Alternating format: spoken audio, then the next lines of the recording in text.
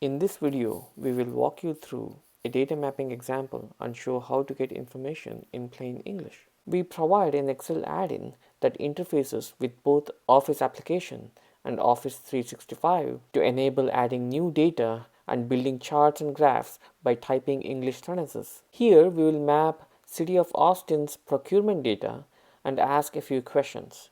We need to explain the spreadsheet to BridgeMe using a template sentence.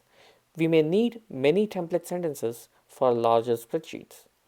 A typical template sentence will pick the words from the column names. In this example, a vendor is supplying a commodity. We could have used material or product, but we will choose commodity to use the same vocabulary as the spreadsheet. This vendor supplied this quantity of a commodity on our date. Now we will map the actual columns to the template sentence using the form. Usually, IDs are alphanumeric strings found in CSVs exported from a software. Labels are usually names meant for people. Quantities have a number and a unit of measure, usually in separate columns. We can map that. We can also map most number patterns such as dates, times, and phone numbers.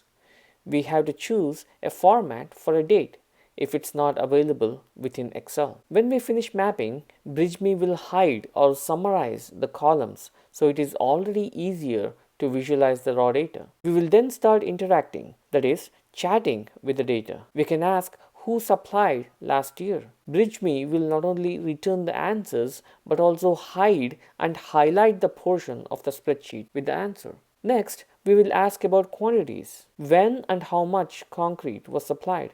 We present the data as a chart in addition to the usual highlight. We can save these queries so they are updated when the data is updated.